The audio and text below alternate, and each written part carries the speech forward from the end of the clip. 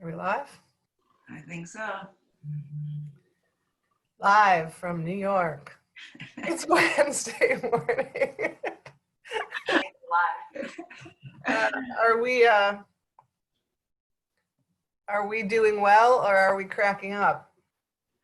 That's a really, really good question. I had a rough day yesterday, and I've been really like in a good space since this started. Like I've been busy and in a good mood, shockingly, because I've been so busy and engaged. Yeah, But yesterday I was like in a bad mood all day. So I think it comes and goes. Yeah, I think we all kind of go through our moments of having a rough day. it comes and goes. Yeah, rough days. I think they're part of the territory, of course, Yeah. and part of what we're going to talk about. So we're here on Wellness Wednesday with Barbara Mendez from Barbara Mendez Nutrition. Thank you so much for agreeing to come on the APT Facebook Live page to talk with all of our viewers about staying well in the time of COVID-19. Thank you. It's so much fun. I mean, on top of the fact that I really enjoy sharing this information, it has been so nice to talk to you Yeah, like every week, too.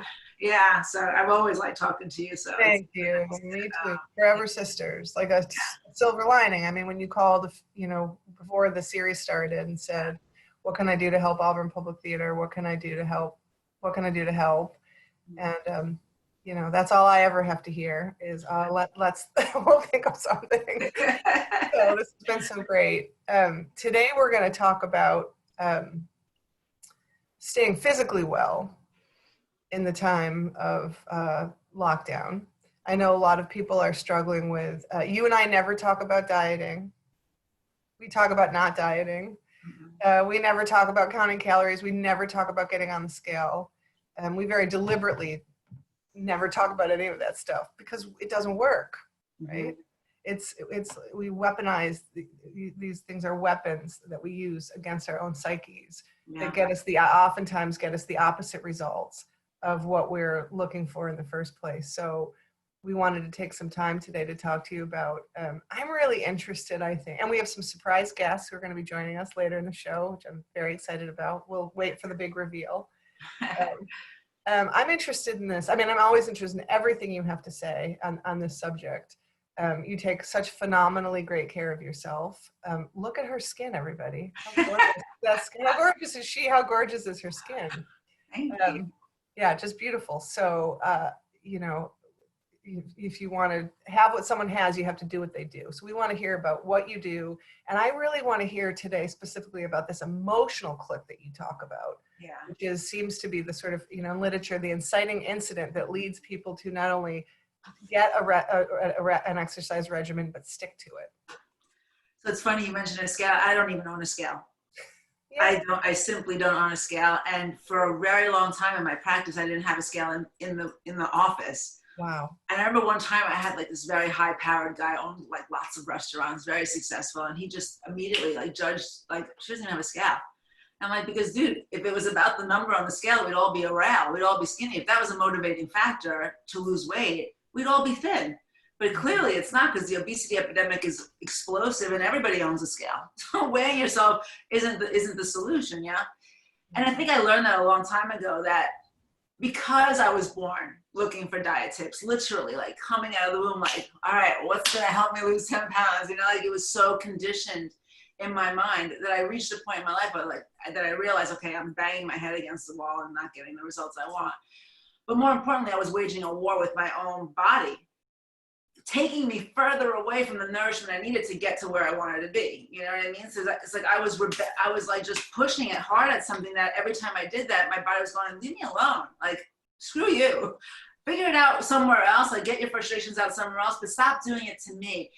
And what I also recognized in that journey is that the way I ate influenced not just my physical being, which is how I was conditioned to think, but it really affected how I felt in my life, my confidence level, the choices I made, the ability to pursue the things that I wanted to pursue instead of hiding in the shadows, because I was always so self-conscious that I didn't look a certain way, I didn't, whatever. So through that journey and through becoming a nutritionist actually and helping other people, like I really like honed it to be using nutrition as a way to creating the life that you want. Because if you think about how nourishment affects us. If you don't feel well in your body, it's very hard to have good interpersonal relationships. Because if you don't feel confident in your skin and you feel shame on any level about the way you look, you're not going to relate in an honest way. It's going to be very contrived. It's going to be very manipulative on your own part, only because you're constantly going to be looking for a reassurance that you're never going to get because you're not giving it to yourself. Yeah. So it affects that. It affects your ability to go after the career you want in the way you want it. So you might be a lawyer, but you might not be the superstar lawyer that you know you have the ability to be, because you're afraid of standing up and showing off, like showing who you are and your ability, because you're afraid of how you're going to be perceived. Not everybody is like this, that struggles with their weight. I'm not saying that this is, a blanket statement for everybody that struggles with body image, but it certainly was for me. And I've met hundreds of people in my career that struggle in the same way. So the way we nourish ourselves and the manifestation of that nourishment, whether good or bad, affects every area of our life. So not just our health and our physical being, but our confidence level, which in turn, like again, our relationships and our successes and our financial stability. Because if you feel insecure about asking for the raise or getting what you think you deserve because there's a level of shame that you hold, you're not going to make what you think you deserve or what you should probably be making. So again, not everybody. So I don't want to, I understand there's lots of people who have lots of body confidence no matter what's going on. I think that that's fantastic. But I'm talking about my personal journey and the hundreds of people that I've spoken to with similar situations. So I've always come from at that point. What do you want to create in your life? What do you want to create? So we talked a little bit about my story. I was a pharmacist and I hated that. There was lots of things that I was unhappy with in my life, and I was feeding and I kept focusing on my weight, and this constant battle. And then one day I was like, okay, this isn't working like this. And my life feels completely out of control. I'm having a panic attack now at work as a pharmacist. I have to leave because I'm so anxious. I can't control anything because all of this is massive. Like, I don't know how to walk away from my career. I don't know what to do here. There's one thing that I have control over. It's the things that I put in my body. So from that moment forward, I started eating in a way that was nourishing. I literally said, okay, no more ice cream because that's not nourishing. No more skipping breakfast because that's not nourishing.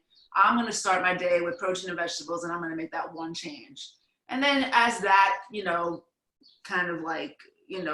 manifested itself in my body, made me feel better, I made another change. And then as I made those changes and I felt more confident and clearer in my mind and in my body, I was able to take those chances and those risks that helped me create the life that I have, which I have to say, thinking back to when I was a kid, I'm living this life that I always thought I would live, which was, international. I always imagined myself just being a citizen of the world, not just stuck in one place. I did. It's just, even as a teenager, that's what I saw. And all of that happened because I really just decided that I was going to take care of myself instead of fighting with myself. And that's how I approach my clients. What do you want nutrition for? To be skinny, which is not in and of itself a satisfying thing, right? It's like an ornament on the tree, but it's not the tree, right? You want a magnificent tree. If you have a magnificent tree, like look at Rockefeller Center tree, all you gotta do is a couple of lights and it's spectacular. But if you're looking for all the ornaments just to look better, but inside the tree is rotting, well, what's the point of that? Yeah.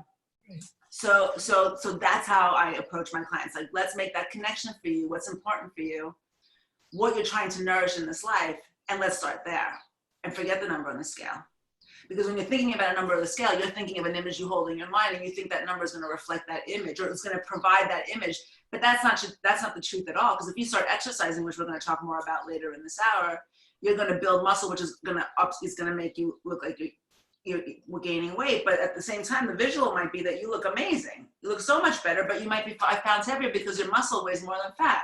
So forget those numbers, put that aside, and then think about what it is you're trying to create in this world and nourish that. Makes perfect sense. Can you tell us about this big, fabulous, beautiful life of yours specifically when you say, I had a dream to do what I'm doing? Can you just, I know because I'm lucky and I know you personally, but can you tell us about some of the things you've done that are you fulfilling your wildest dreams for yourself? Yeah, you know what? I think about what gave me the audacity to do these things. Oh my God, I'm going to give you one because there's so many, but this one is the one that to me is oh my God, that. because again, as you eat better and you have more confidence, you take chances that you would have never otherwise taken. So in 1989, I did like a 9-week trek around Europe, and I went to this little village in the French Alps called Chamonix, and I loved it. I thought, oh, I'm going to so come back here one day. Jump to 2011 or something like that, and I'm reading a newspaper. In the back of the newspaper is this trek around Mont Blanc, which is the highest peak in Europe, and it's surrounded by Italy and Switzerland and France, and you could trek it. I didn't know you could trek it. I didn't know there was such a thing. And the minute I saw that, I'm like, I'm going to do this. Not only am I going to do this, I'm going to do this by myself. Because if I go with a group, I'm going to end up hanging out with the same 10, probably women, the whole time. I'm going to meet nobody new. And I'm going to be listening to people tell me about all the things that they don't like about their lives. And I don't want to hear that because I do that already for a living. You know what I mean? I want to go and I want to see who shows up across the table for me every single day, and it'll be somebody different every single day because I'll be alone, and so I'll have to talk to whoever's sitting across from me. So I trained for that, and again, terrified, thinking I'm slightly out of my mind. Like I like hiking, but like 105-mile trek in a foreign country, 2 languages of which I don't speak, right? I don't speak Italian, I mean, a little Spanish is similar, and I certainly don't speak French. But I was like, I don't know, something propelled me forward. So I trained for it, and I went. And then the last night of that trip, I met my husband. And understand something, that if I had never done all the things that I had done to take care of myself and to feel confident in my body and to do the things that were meaningful to me, I would never have been in that moment. I would have looked at that and go, oh God, it looks amazing. If I would have done it at all, it would have been with a group, because I would have been too intimidated to do it by myself.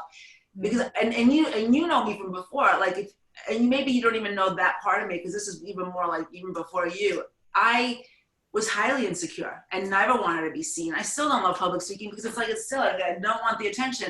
So when I think like from my 17-year-old self to do something like that, it's like, who is that person? Great. But it's all because like along the way, as you take care of yourself and you feel amazing and vital in your body, you start to harness this confidence and this assurance that you'll be okay no matter what happens. If I went there and I had a horrible time, it would have been okay. Well, congratulations. What an accomplishment. How was it? I mean, so great. So great. And you've gone on to hike high peaks. Yeah, no. All over the world, right? Yeah. No, now we're like hardcore. Unfortunately, we were supposed to be in Machu Picchu now. That's what we were supposed to be doing right now. We had to cancel that trip. So the physical fitness part of it, although it's what we're talking about today, is not even like that wouldn't have ever come to me. That wouldn't have ever been a part of my life had I not about 25 years ago decided like I'm not eating to be thin anymore. I'm not drinking another tab. I'm not putting another sweet and low in my coffee. I'm not eating another diet cookie. I'm not doing any of that crap anymore. I'm not counting a single calorie. I'm going to eat food. I'm going to eat real food. I'm going to write in my journal to like get in touch with what I'm feeling and what I really, really want in this world. I'm going to set certain goals for myself that feel realistic right now. And then I'm going to be a little bit more audacious in my pursuit of those bigger goals. And I'm going to take this as a practice because it's the only thing that works. Like when this whole thing went down in this pandemic, I was like, oh, this is what all those years of practice is about. Because here it is. This is the challenge. This is the moment. If I hadn't been doing that all those years, if I had just been paying lip service to nutrition as I'm hyper focusing on the scale, I'd have been eating ice cream this whole 8 weeks, because I would have been not in touch with what food was doing to me. I would have just been focused on the number in the scale. Since nobody's going to see me for 8 weeks, what does it matter what I look like, But it matters what I feel like to me, So when this all happened, it's like that's what the practice has led me to this moment. So the only thing that works is what you can do. So when the client tells me, I'm thinking of going to Weight Watchers because I want to count my points. If you think that's going to help you, then do that. Then do that. Whatever works for you is what you should do. But the only criteria should be, can I do this for the rest of my life? If I can't do it for the rest of my life, don't even start it. Because every time you start something and you stop, you're disappointing yourself. You're reinforcing the narrative that you're not capable of making this change. So for example, if you and I had a plan to go out for a coffee and I showed up at yours at 1 o'clock, or you showed up at mine at 1 o'clock and I wasn't there. Oh, I'm so sorry, and you'd forgive me, and and the next day you'd probably give me another chance. But if I did that 3 times in a row, you'd be like, screw that. I'm not giving this person any more chance. I mean, obviously, they've run out of opportunities. That same narrative happens internally every time you start a diet and then fail. So don't do diets. Throw them out the window, because every time you do them and you're not successful at them and they don't last, so you'll never be successful at them, you're reinforcing this impossible task. Instead, go, what can I do? What's one thing that I can do every day for the rest of my life? Start there, because that will make a shift. And as you make that shift, you'll go, what's another thing I can do? Well, I can do that. Okay. And now you got 2 practices. And then, you know, oh, I could do that now. And then next thing you know, you have a whole bunch of things that you're doing every single day as, you know, naturally as brushing your teeth. And that's the only thing that works. It's the long haul, you know, not the short term results. Yeah. Marathon, not the sprint. So I do have a scale. I own a bathroom scale. And the reason I own it is because when I travel with the children or travel alone, I want to be able to get on there with my luggage to make sure that the luggage weighs the right amount so we don't get fined for going over 50 pounds, whatever that thing is. That's really just about the only time I use my bathroom scale. But I do want to tell you that I have a number of people in my life who, when I speak to in these last 7-8 weeks, they report their weight to me, or they tell me, you know, how much they've gained, or, you know, what they're, so the struggle is real, right? Mm-hmm. Sure. And this goes across all age categories. So we know what not to do. We're pretty sure we know what not to do. Can you tell us today, give us some tips for what, like you say, adopt this practice, adopt that, but can you give us some specific tools for? I'm going to do that. Okay, wonderful. And specifically tailored to this time that we're in. Yeah, for sure. I just want to share one thing. I had a client I love this client of mine. I love all my clients. I think they're all just incredibly special, but she's a young girl. She's a new lawyer, stuck in her house, you know, and she's struggling right now, even though she's normally like super on it, whatever, she's struggling. And I said to her, remind yourself that nourishment is not just a tool of self-care. It's a battle plan to get through your darkest moments, right? So you know, like good nutrition can be a very inspirational, aspirational tool that you can use in a good moment to like get to your next goal. But it's also the roadmap to get through the worst moments of your life. If you give in to your base instinct to eat your way through this with junk food, you're not going to do this well. You're going to suffer a lot more than you need to suffer, because you're going to disrupt your brain chemistry. You're going to feel sad. You're going to feel anxious. And then the disappointment of letting yourself down that way is also going to dovetail into the chemistry that's happening in your brain from eating that food and make you feel pinned to the floor and helpless. Instead, if you say, I'm going to eat in a way that sustains healthy brain chemistry so that I can stay above board, I can mentally keep myself in a decent place, as the madness rages around me, I will be better at the end of this, and I'll be able to, from that better place, resume my life. But if I'm pinned to the ground, I have to first pick myself up. I gotta take a shower. There's a lot to do there from the floor. But if you're like up and you're okay, it's a much easier transition. So fuel, like the one message I think, and I will give you specifics, but the one message right now is, how do you want to emerge from this? Fuel that. Think about what you want to feel when this is over as you re-engage, and feed that. Feed your immunity, feed your mental health, feed the visual you hold of yourself, because that it will give you that nugget of inspiration that allows you to make those good choices. But hold those visions for yourself, because that's the fuel behind the intention, you know?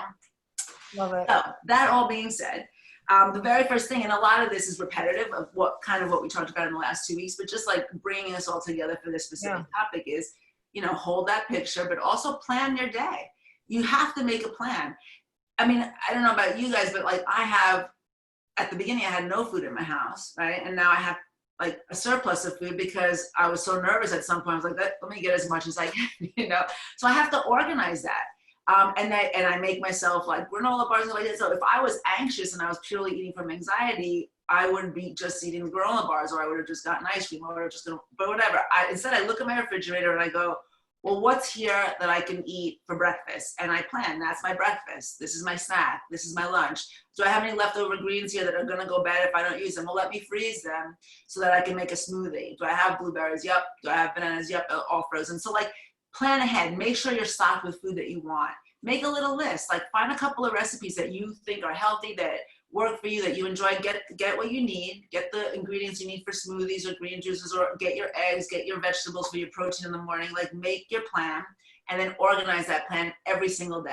check in with yourself. That constant reinforcement and the writing things down, it activates your frontal lobe, and your frontal lobe is the part of your brain that allows you to look at a goal and then go after it. It's literally paving the yellow brick road for your success. So just writing down what you plan to do every day increases your likelihood of succeeding in that day by 70%, which, you know, if they told you you'd be 70% more successful if you took this pill, you'd say, give me the pill. You know, but I'm just telling you, if you write it down, not on your phone, because the minute a text pops in, you're going to be like, oh, who's that? And you're going to forget your list, and you'll never, you know, that'll be a memory. Write it down on a piece of paper, get a notebook, create a relationship to yourself and food that is meaningful, and write everything down. That's essential. Without that, nothing else is going to work, right? Okay. The second thing I would say is to make it easier on yourself to be successful is clean out the junk food. And if you're too intimidated by the idea of getting rid of all your junk food, then simply go through your cabinets and get rid of every single thing that has high fructose corn syrup. Start there. If that's what you're willing to do, like that's the most you're willing to do, and you want to hold on to your Doritos because whatever, then do that. But get rid of something. Like make like an offering to that intention to clean out one level of junk that is really not serving you, and at least eliminate that temptation from your day-to-day life, right? So do that. And then as you don't want to just eliminate stuff and then leave this void, because that can feel it can like give you feelings of insecurity. But then think about what's the healthier alternative to this stuff, you know? So like, let's say ice cream is your thing. There are dairy-free options out there that are wonderful. Even Ben & Jerry's makes like a whole dairy-free, you know, it still has sugar in it, but at least it's dairy-free. There's, you know, almond ice cream that is like made with agave nectar. That's a little bit better. It's certainly better than high fructose corn syrup, but it's a little bit better than cane sugar. So you can, you know, start making it, or you can get lots of frozen fruit and make that raw ice cream recipe that I sent you guys a few weeks ago that is on your site. That is delicious. It tastes like chocolate peanut butter and jelly ice cream. It's awesome.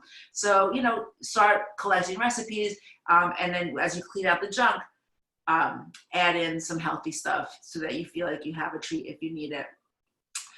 As far as like what to actually eat, like there's certain things that are kind of easy to hit.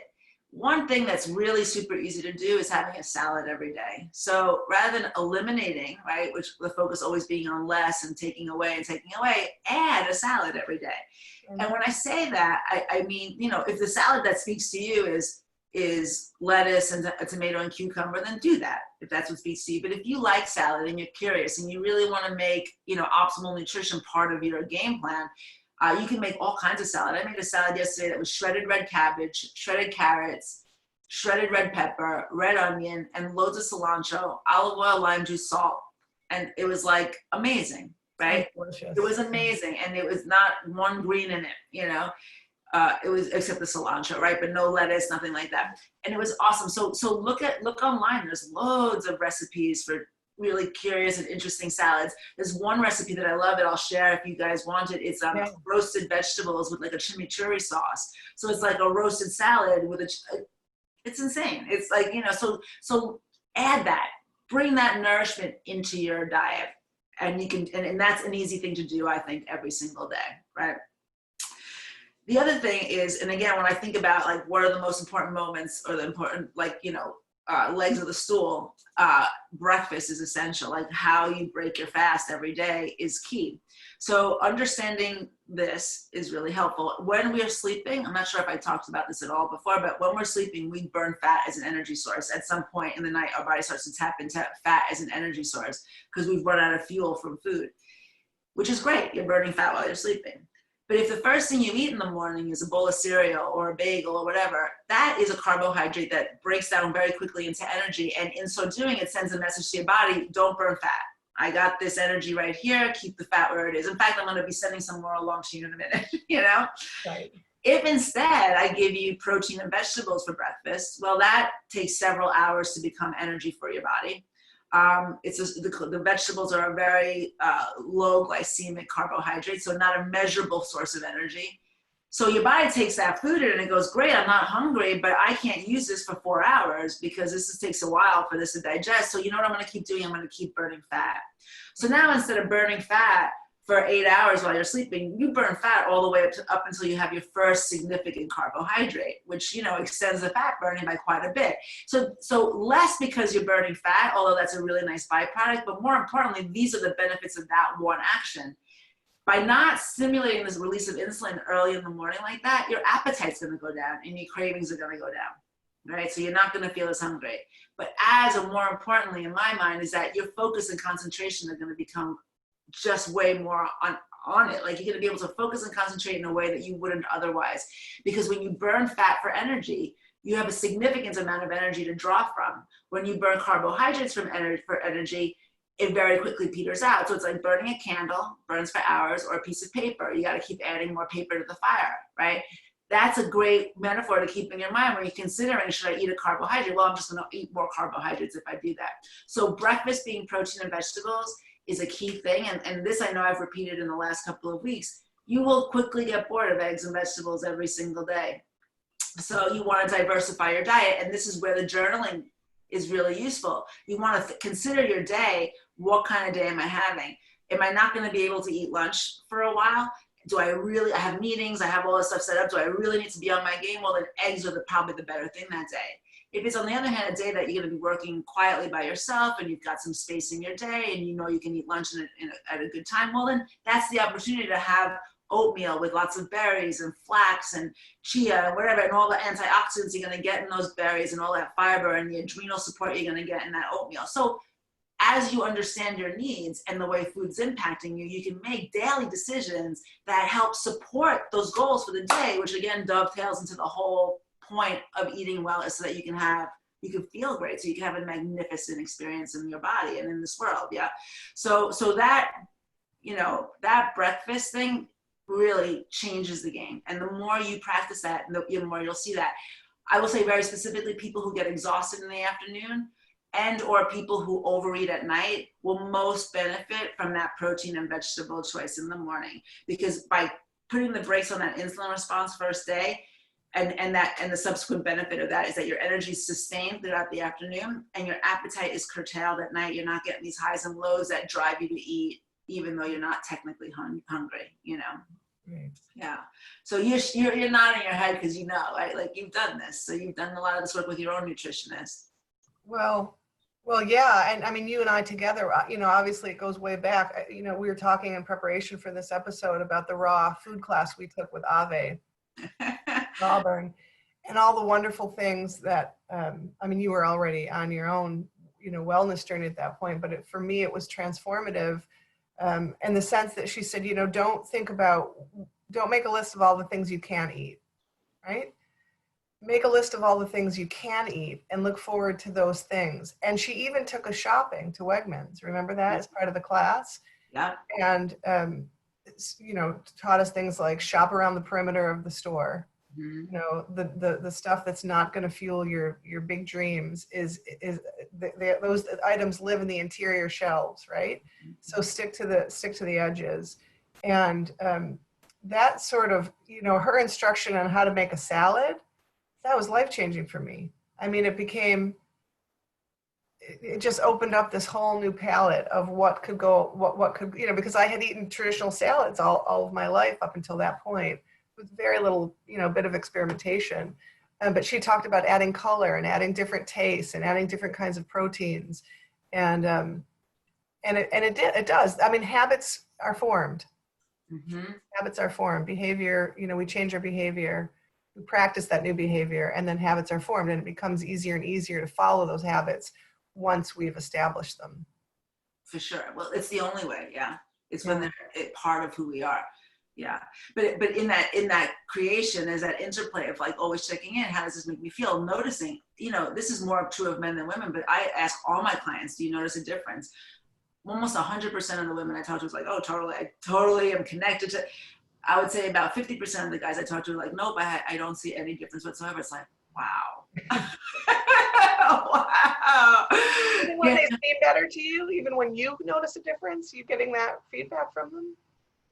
Even though I asked them to, and when I asked them to, I would say, you know, of the 50% that previously didn't notice, you know, 20% will start to make a connection, but there's still 30% who are just completely in their head and do not see the fluctuation of their mindset has anything to do with the way that they eat. Even though I specifically say, check in like right after you eat that. You're eating that every single day. No matter what I tell you, keep doing that. Check in, you know?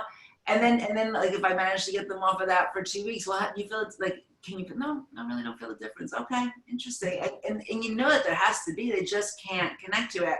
But if you can connect to it, you're much more likely to keep performing the same test that's making you feel better, which is why this is such a personal journey of like, of knowing yourself, really. Like, it sparks that question of like, what else do I want to know about myself? What else dwells in there that I want to know? Like, you know, not only is this, and that's an important point. Have a dialogue with that being within, that thing within that talks to us and says, you can't go on this way. Talk to it. Hear what it has to say, because what it's telling you is a clue as to a part of the solution, right? So like, you know, people talk about like they're creative people and they'll say that I am constantly engaging that thing that's talking to me. I'm constantly engaging that part of me that's going, okay, you need a green juice today. Okay, I'll make the green juice, even though I don't want to clean the juicer, I don't want to scrub the vegetables. Like, if that's what it's telling me, I'm going to honor it because it knows me and it knows what I need in a way that maybe I'm not mentally like going to be as sharp on today, you know? So again, it has to be an internal journey, and the only thing that works is this constant reinforcement and practice. I wonder if you've had this experience. I'm sure you have. I can remember for me, it was the first time it ever happened. It was so clear. I was at a yoga class in Los Angeles, this wonderful yoga instructor at a community center, random class. And we're, you know, so like 50 people, big, huge room, big, huge class. And we're in Shavasana. And all of a sudden I get this like overwhelming craving for tofu. Like it's beyond dinner. It's an evening class. I'm not thinking about food. I'm not even feeling hungry. And exactly what you're saying. It's this inner voice. And I thought, who's saying this? Talking. What do I need? Why? What's up with tofu? Have you had that experience when you're exercising or meditation, when your body has literally asked you for something? I think it's funny that I can't do a yoga class without thinking, what am I eating for dinner? What am I eating for dinner? Also, there's a natural connection. Yeah, because I do yoga later in the day usually, and it's usually after that I'm going to eat something. So I'm like obsessed with, well, I love eating. I mean, I understand something that the reason I became a nutritionist, I mean, it's just not surprising because I've been obsessed with food my whole life. I mean, grandmothers love feeding me because like at 3, I would eat plates of black beans and rice. I mean, like I am an eater, you know? So I'm always thinking about food. But as far as like cravings, yeah, like my body's saying, make a salad, make a green juice, you know? And like and when it comes to something that I want, like a treat, there's something in me now that didn't exist before, but that's been cultivated over time that goes, do you really want to feel like, I mean, think about how this is going to feel later. Like, do you really kind of want to do that? And I'll often be like, no, I don't want to feel that way later. Sometimes I'll be like, I don't give a shit. I'm going to do it because I want to, you know what I mean? I want what I want. But most of the time it's like, I can like tap into, I don't want to feel that way. And then I'll be able to put it aside, you know? So again, which is why the emotional connection bit that's always been missing from this, you know, obsession that we have about weight and food in this country is so important. It's like almost the only thing that matters, yeah, because the information is out there everywhere. It's out there everywhere. So then the other point, again, the other pillar is the 4 o'clock snack, which I've also talked a lot about this past week, because again, those hours between lunch and dinner tend to be usually extensive, more so before when we had a commute and all that from work. But if you're an overeater at dinner, if dinner is the moment that you go, I earned this meal and I'm going to eat everything that I want because I've been struggling all day and I'm stressed out or whatever, which is a lot of the narrative that happens when we make decisions about food. If you eat a 4 o'clock snack, even if you continue to feel that way, that you deserve to eat what you want, you probably won't eat as much because you will have put a little bit of a break on your appetite and your blood sugar at 4 o'clock so that there's not this bottomless pit of need, you know? And the other thing I want to say about dinner time, if that's your problematic area, and it is for many people, that's a void. If you think about your day, your evening, how it contrasts with your day, not everybody, because many people have children and they're, you know, and that's a very chaotic time, but usually the evening is a void by comparison to the day where it's been filled with people and activity and all that. And since it's silence and so many people are uncomfortable with that silence and that quiet, they're looking for distractions. So again, it's food is in that moment taking the place of all the other distractions that we have in our lives that keep us from hearing what it is that we're trying to tell ourselves. So if you can kind of look at that moment, okay, do I want to drown out that voice or do I want to honor it? Then you'll factor that in as you're making decisions about your 4 o'clock snack. So knowing that if I get to the night and I'm not just filling that void with food and I'm eating a normal amount, and I can then therefore, ask myself, what do I need? How am I going to eat tomorrow? Like engage myself in that conversation. Keeping that in mind will help you make all these other choices leading to it. Right? Perfect. I know I'm like getting a little bit out there, but to me, this is the most important part of this journey. Makes perfect sense. Yeah. So again, plan that 4 o'clock snack. It should be as antioxidant rich as possible. So when you're looking at food, like what Ave told us and you just said, is that we should be looking for the thing that's going to give us the most vitality. Like what is the most nutritious thing? What can I include without guilt? What can I have that's going to be great? That's not going to make me feel bad, and I'm not going to feel guilty about it. So berries and fruit, an orange, whatever, a handful of nuts. So it's protein, whatever. You can have your salad then if that works for you, or a bowl of soup if that works for you. Like whatever it is, but let it be something that's nourishing rather than something that you're just grabbing and eating. Which is often how we approach snacks. So that I would say those are like the main, areas of the food part that I think that as far as like, if you can just take those broad strokes and then take them for yourself and apply them in a way that is meaningful for you, that would be sufficient to create a plan that you can sustain because you've created it. Yeah. Rather than me telling you to do it. In that framework, you've created a plan that works for you. But on top of that, and this is not my area of expertise, even though I do it constantly, is exercise. Without it, there's no way. I always tell my clients this: there's no way to keep reducing the amount of food that you take in order to get to a goal that is sustainable. Without exercise, you're going to keep trying to chip away at your diet to the point that you're not consuming food, and your brain and body are going to rebel. So exercise has to come in as a pivotal tool to help you get to those goals so you can keep nourishing yourself and not starving yourself in service to a goal, if that makes sense. I see that our special guests are coming on. Here come our surprise special guests. So at Auburn Public Theater, bringing it back to Auburn Public Theater, we have wonderful tenants in what we call our studio space, a number of wonderful tenants, all exercise related. And 2 of those fabulous people are, can you hear me, Barb? Did I go away? Fine, yep. No, you want to. Okay, great. So 2 of those tenants are Kizzy Mitchell and Jasmine Freeman, and they have a company called K&J. And I think here they are. Morning, Kizzy. Connecting to audio, and there's beautiful Jasmine, beautiful Kizzy. Hi. Hi. How are you? Good. How are you? Good. You look lovely. Thank you. So do you. Oh, thank you. So we're just talking about how eating a great diet is wonderful. It's a big part of what makes us feel good. But the other part is, drum roll please, exercise. Oh yeah, absolutely. And exercise in the time of quarantine. So I hear a lot of people say, well, I can't go to the gym. I don't have my gym equipment. I don't have my favorite instructor. I'm tired of Zoom calls. Don't be tired till this class is over. But what do the 2 of you, well, first, do you want to introduce yourselves really quickly? I'm Jasmine. And everybody knows me. I'm Crazy Kizzy. Come on now. Crazy Kizzy.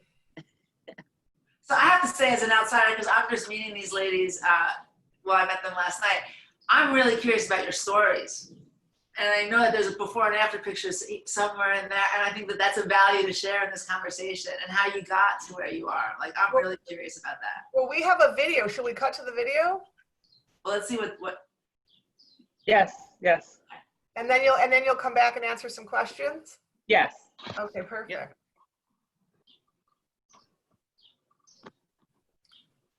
We'll just wait for the Wizard of Oz behind the curtain to hit the video button. Our very own private Wizard of Auburn Public Theater, Carrie Idell, is cueing the wonderful video. So Kizzy and Jasmine have been doing exercise classes with their, here we go. So today, this video today, we're gonna concentrate on legs, show you some leg movements. Again, our videos are only 7 minutes long. So, but you can make these exercises, you can combine these exercises that we show you, that we do, and make them into your own routine. You can do 30 minutes, you can do an hour, you can do 15 minutes. Just anything to get you up and moving, get your blood pumping. So today, we're just gonna talk a little bit about our journey and how we got to, getting into fitness. I, grew up being an athlete. I was an athlete, growing up. Got married, had kids. After I had my third daughter, you just get like in a slump a little bit, or should I say too comfortable. So I was up to like 200 pounds. And I would always hear, 200 pounds, you were never that big, and blah, blah, blah. I mean, I hit it well. So I knew I was 200 pounds. Other people may not have thought that I was 200 pounds. But I always give the credit to my cousin. I have, my cousin who was big into fitness, and he called me up one day and he was like, let's go work out. Got me started. I take like a vitamin regimen, got me started on this vitamin, weight loss regimen that I had started with. And gosh, that was like 6-7 years ago, maybe longer. And I've just been working out since. Didn't turn back. I said, I can't stop, because I did not like how I felt. I was always tired and always fatigued. And I was telling myself, I said, that's not me. I said, this is not me. I got to do something. So ever since I started, I've been moving forward ever since then, doing what I can do. I am getting older, so my exercises are not as explosive. Yes, you are. Hey, but that's all right, though. That's all right. So that's a little bit of my journey and how I made it here now.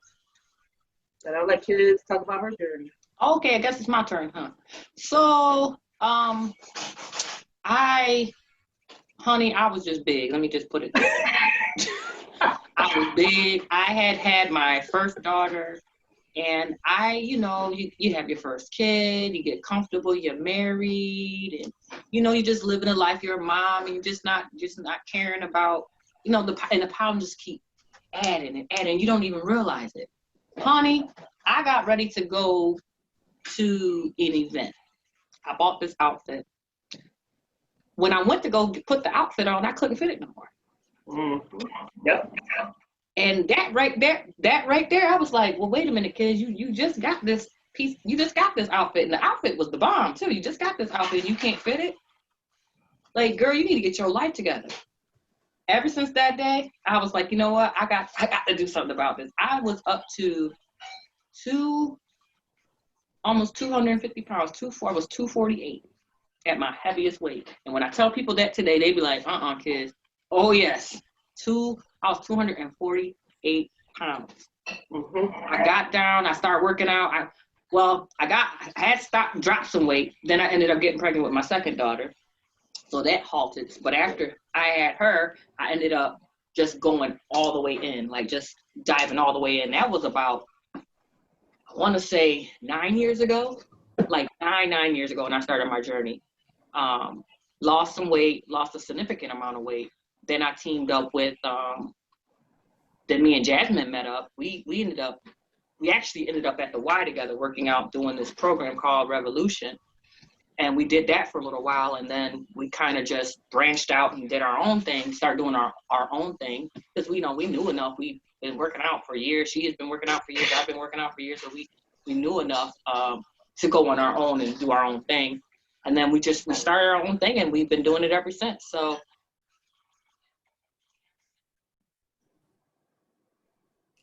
Hey!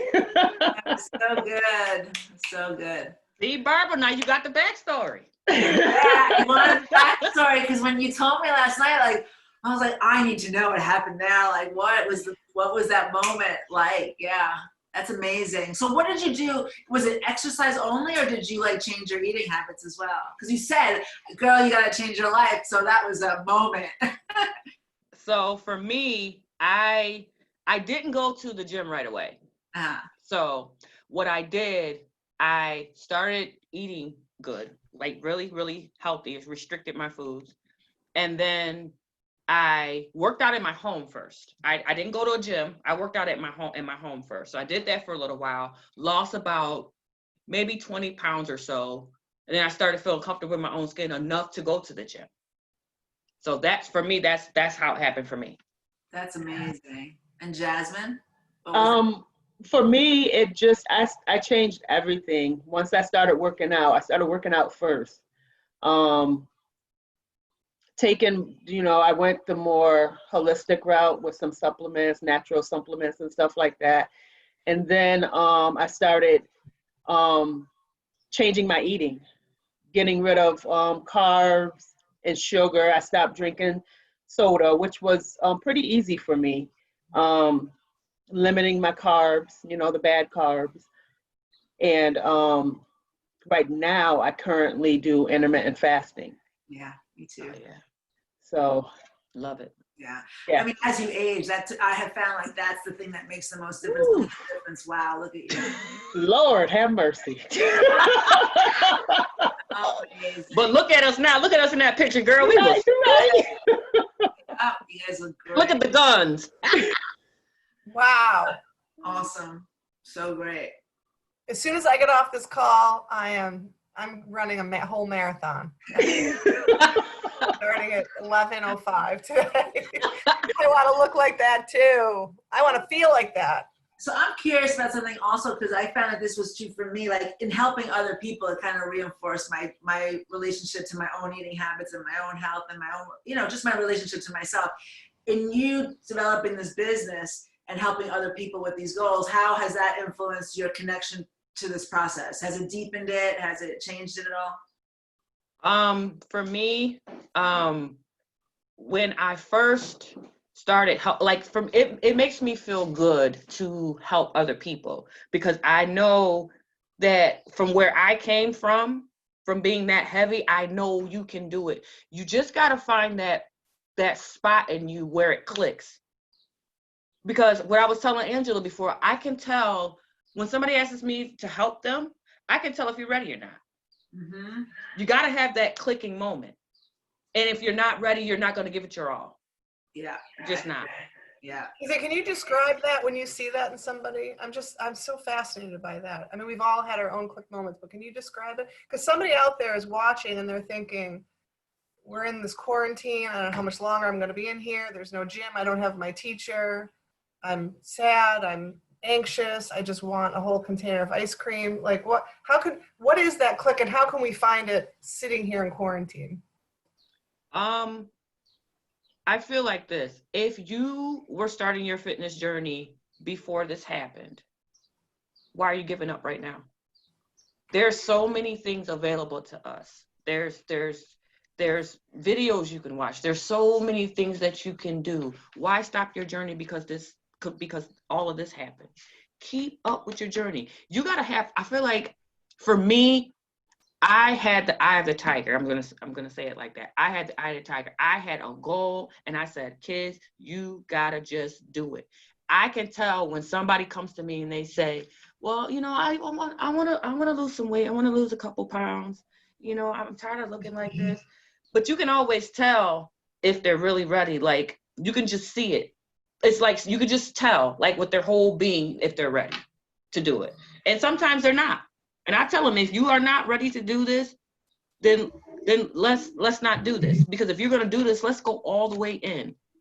Let's go all the way in. I agree. I think you can pay it lip service at this time. Like if you're not that motivated right now, you can create the intention every day of pushing yourself, just because at some point, even if you are not that inspired, if you keep planning to do it every day and you keep pushing yourself, the spark might happen in forcing yourself right now. Like, right. If you're gonna wait for inspiration, you could be waiting for a long time. So I would say, like, so inspiration, and I completely know what you mean. Like, you could see it in a person immediately if they're into it or not. But until that moment clicks for you, which it might not in this situation, do something anyway. Push yourself anyway. Yeah. Oh yeah. Yeah. And yeah, that is so true, Barbara, because Like Kizzy is gone. She's, I'm more on the therapeutic side, with the whole, mind over matter. I do a lot of like talking, it's mind over matter. You got to get out of your head. If you really want it, we'll be here. Come back, but if you're not ready right now, then take some time, ease in slow, go slow. You don't have to, because some people can't jump in and go gung ho. Like they're going to need to take the baby steps. And me and Kizzy are very real. We tell, yeah, you're going to feel pain. You're going to have times where you want to eat that whole bag of chips, but you got to, just not do it, so you're definitely going to have those times. So, we've had people stop, come back so many times, we still have people coming to us now and say, I want to come back to your workouts. What can I do? And, so we invite them to do the Zoom. We do Zoom workouts every day at 4:30, so. And they can find you on APT, or is it separate from your Zoom workouts? Are they on APT or are they separate? They're separate. So they're not on APT. Okay, so you have to give us your address so people can tune in. Yes, absolutely. We're on Facebook. Okay. We have a page on Facebook, and it has a link there. But we'll start putting our Zoom. What we haven't been doing is putting our Zoom the invites on our page. So we'll start doing. What's the name of your page? K&Z? K&J, let's get fit. I'm thinking Kizzy. That had a little flow to it, Barb. K&Z. Right.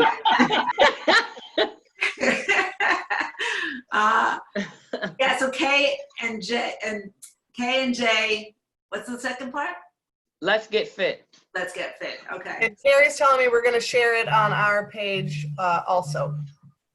We're going to share it on this and the APT website, Facebook page, et cetera, so people can find it there also. And Jasmine, I just want to say something because this speaks to exercise and food. Like you said about the chips, don't eat it. Well, there are going to be times I'm going to eat those chips anyway. I think. Oh, yeah. There are those moments I'm like, and those French fries, yeah. So when a client comes in with like their mea culpa, I had fries this day, I'm like, I don't even care. I don't want to hear it. You should drop it because I don't give a shit. Like, let it go. Move past it. That's the thing in the past. What are you going to do today? The more you hold on to the negativity of going off plan or skipping a workout, the more likely you are to repeat that behavior. So forget it. Yes. Move on, forgive yourself, and today's a new day. Get back to work now. Yeah. Absolutely. And what are you two, I know you're working out by Zoom together. Can you give our viewers an idea of what you're doing in this time of not going to the gym, the two of you? I know you're doing the Zoom workouts. What are you doing individually? What does your own personal exercise regimen look like? So I mentioned that I'm doing intermittent fasting. So I do that right now. And I take some natural supplements and vitamins. And I continue to just really watch what I eat. Carbs and stuff. Our workouts, it's starting to get nice out, so I try to get out and walk. But like I said, we have been we started 3 weeks ago with the workouts? Mm-hmm. 3 weeks ago. So we've been doing workouts from 4:30 to about 5:30 every day. Except for Friday is a give and take. Sometimes we don't do Fridays. And then we come back Saturday mornings at 10. We do it 10 o'clock. And our Sundays off? Sundays off. Got It's it. for the Lord. It's for the Lord on Sundays, Andy. For the Lord. I'm not going to talk about singing on Sundays because I'm not mentioning it here. Okay, please don't. Go. Hey, Casey, is your regimen pretty similar? Yep. I do intermittent fasting. I pretty much watch what I eat. We work out every day on Zoom together. Sometimes I'll just go out and go for a walk. Like the other day, I bust in on Jazz right quick. Real quick. After our workout, I don't know, I was pumped. So I was like, I just got to do more. So I just went on a walk. I walked all around Auburn and yeah, so that's what I've been doing. Or ride bikes with my daughter. Nice.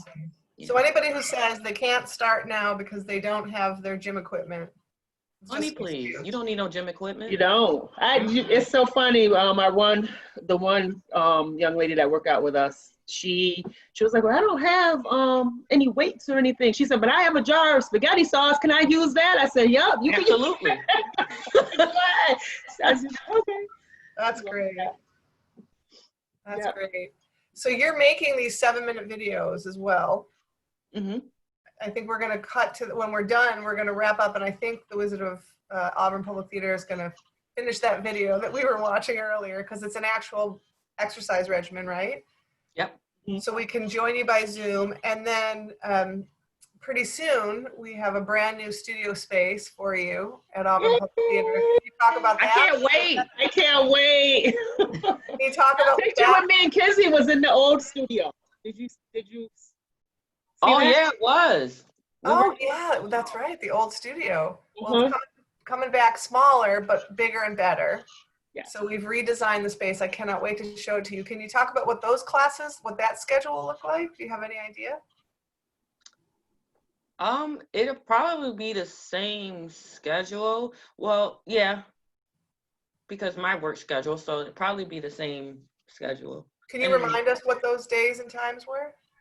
We did Monday through Thursday. We did 6:30 to 7:30. And then Saturdays was 10 a.m. Okay. But that could change. We'll see. But for now, that's the schedule. And then maybe these 7-minute pre-recorded videos will, you know, our friend Andrew Cuomo keeps saying, build back better. We're going to, New York State, we're going to build back better. So maybe it'll be some combination of being together with you in person and then these pre-recorded videos for when people can't make a 6:30 class, but they still want to start their day with K&J, for example. Right. Look at her trying to give us a little Yeah. ring. Add a little ring to it, Angela. Well, just to add real quick, before, this pandemic, you guys were doing the renovation. So, Kizzy and I were getting up 5 a.m. to go to Planet Fitness, just to keep exercising and stuff. And then we had a, group of girls that would be like, oh, I want to go, can I go? So they would join. So we not taking over Planet Fitness, but we were doing, exercises and stuff with them at Planet Fitness. So then we were like, well, if we can get up at 5 o'clock now, we can get up and do some 5 o'clock classes, once we get back at APT. Yes, Angela, 5 o'clock. Listen, I'm in. I've had my click moment and I'm ready. And Janie has taken your class before. I know Paula Knapp has taken your class before. Janie and I were just talking yesterday. She said that is, you feel it when you get out of that class. I know there are a lot of men who they start, but they can't handle it, right? Yeah. No, Yeah. the men, some of the men, so I don't want a blanket statement, but some of the guys, they're just not up to K&J. Now, Barbara, you're just getting to meet Jasmine and Kizzy. I hope when you come, and I know you're planning to come hopefully sometime this summer, we'll do a class together. There you go, we'll do a class together. Yes, Barbara. I think you can tell how much freaking fun it would be Yeah. in any room with these two. I think she realized that I'm crazy already. It doesn't matter if they're acting or exercising or singing. Yeah. Just So fun. So- We have just about another minute or so. Does anybody want to give a kind of wrap-up statement before we go off the program? I nominate Kizzy. What? Oh, you nominate me. Everybody always nominating me. I would say if you are home right now and you wanna lose weight, or you were thinking about losing weight, or you just want to get up and be active, watch our videos. They're 7 minutes. And when you get better with the 7 minutes, go to 30 minutes. From 30 minutes, go to an hour. Just get up and move. Get up and do something. Well said. Absolutely. Well said. Yeah. Jasmine, you got anything for us? Thanks, Kizzy. And just, during this time, you want to, maintain your health. If you already have underlying health issues already, start eating healthy, start eating right, start, putting the nutrition plan in place. Because eating, you can exercise as much as you want, but if your eating habits don't change, it's, you're defeating the purpose. Yep. So right now is a good time to, and I know, because listen, like Barb said, when I want that ice cream, I'm gonna eat that ice cream. But then, but then after, I'm gonna be all right. So you're gonna have moments like that, and that is okay. Don't beat yourself up about that. But just, start taking the steps now to get healthy, to start eating healthy. And then once we're out of this, to go to wherever we're gonna go, you'll be on track. Love it. Join the K and J Club. I love it. Barbara, lovely Barbara, anything to wrap us out? I would say to nourish the highest ideal that you hold of yourself. When you think about, what your potential is, feed that, nourish that, like consider that in your choices, and then take it from there. I think if you do that, you'll probably make better choices. I love it. Sure. And I just want to say thank you to all three of you. Does somebody want to say something else? I just want to say thank you, Barbara. Perfect conclusion. Great show. For people who are viewing, I mean, if you want what people have, you have to do what they do. So look at these three fabulous women. I want to be in that club. I want to do whatever you're all doing. So, Carrie, I think you're going to take us to that video. Thank you, Barbara. Thank you, Kizzy. Nice meeting you, Barbara. Thank you. To meet you guys. I'll see you on APT. And please join us next Wednesday for Wellness Wednesday. Get on the APT Facebook page and look out for all the other great programming coming at you for the rest of the week. Yes, yes, yes. Yay. Stay connected.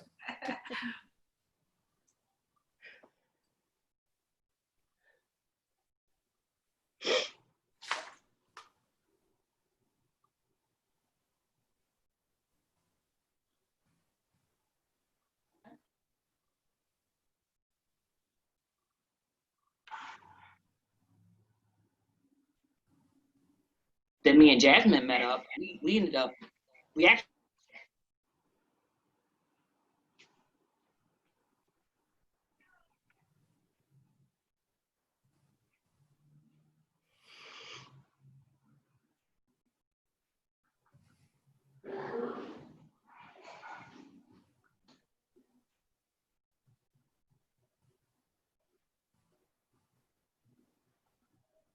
that's feeling depressed about their weight or not feeling good about themselves, and you want to lose weight, but you don't know how, you don't know where to start today. Absolutely. Start moving. Don't stop, because you can do it. If I can go from 250 and lose all that, lose 115 pounds, you can do it as well. Absolutely. Little steps. Don't have to be big, gigantic steps. I know it's hard when you see other people out there working out and doing this, and you want to be where they're at. Baby steps. Baby steps. Every little thing is going to help to build you up to where you want to be. So that's our stories. And today we're going to do legs. Ooh, honey. Legs. Get ready. So, again, it's going to be 7 minutes long. We're just going to just show you. But you can, like I said earlier, you can extend these routines. You can do a minute of the exercise and do a certain amount of rounds. You can add other exercise if you watch our videos and seen other exercises that we did. You can combine those exercises together. So it's going to be, we're going to do deep squats. We're going to do jump squats. We're going to do squat kicks, just regular squat front kicks. And we're going to do lunges. Did I get them all? Yes. And we're going to do lunges. I will do the modified version of whatever she's going to do. So I will do the modified version, because we get that everybody is on different levels. Everybody can't do a jump squat, but you can do, there's another way you can do it. You can do it. So kids will do the modified, and I will show you the regular. And also I want to add, you can always add weights to the exercise if you want to add a little bit of weight to some of these, but I'm not going to do weights. I just wanted to show you that you guys can add weights to the exercise. I'm just going to do them without weights. Okay? Have you got the time? Yeah. So the first one is going to be deep squats. All right. Okay. And all the deep squat is you go down as far as you can go. Like you're sitting in a chair, as far as you can go. I'm gonna do mine. If you have a couch in your living room, and All you're the not way at the level yet where you can do them deep, tap that butt on the couch, come back up. Like you're sitting. It's all your legs. Don't bend forward, all the way down. You're just using your legs to sit down. And it's gonna be 5 seconds. And rest. The next one is going to be jump squats. Honey. And he's going to show you the modified version. It's just jumping. So you're jumping up, going in a squat. And kids is just going to go up on her. Modified version, watch me. And go.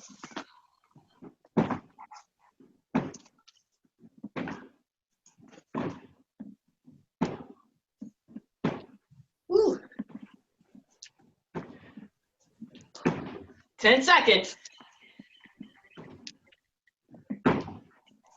Woo.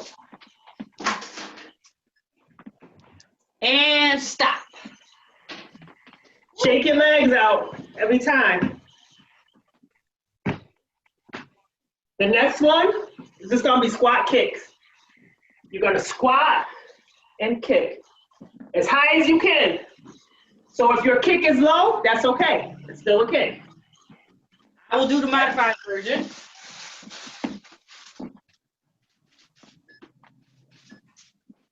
All right, go.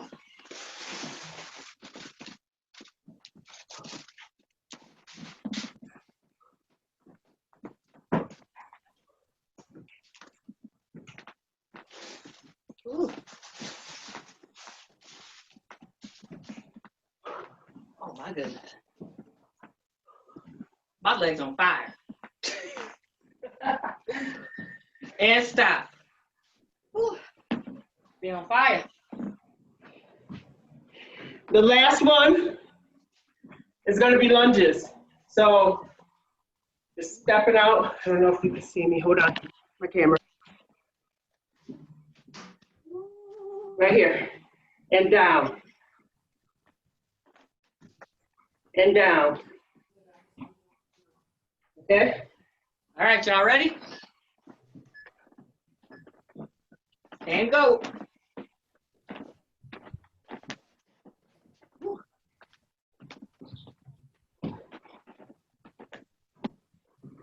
And of course, your first time, your form is not going to be the greatest if you're just your first time working out or learning how to do these things. So don't worry about that so much. Focus on watching how we're doing the movement, and it'll get better as you do them consistently. And stop. And that's it for legs. So that was leg day, leg day. So like I said earlier in another video, that's only 7 minutes, but you can always add to the workouts. You can make that in rounds. That can be a 4 to 5 round workout. You can do that, and you can do cardio in between. Absolutely. So maybe for the next video, we'll show you what we mean, and that way you can get an idea. For those of you that are new to working out and that don't really know a lot about certain exercises and stuff, so the next video we'll do a routine, and then we'll show you like in between a cardio to do as well. So you can make the workout longer. So you can All see right? it. And remember, it's all about getting healthy, ladies. All about getting healthy. It's not so much about losing the weight. It's about getting healthy. And staying fit. And remember, please make sure you stretch out after every Yes, workout. that's very important. Very important. All right, guys. Thank you. Thank you, Have a guys. good day. Bye. Bye.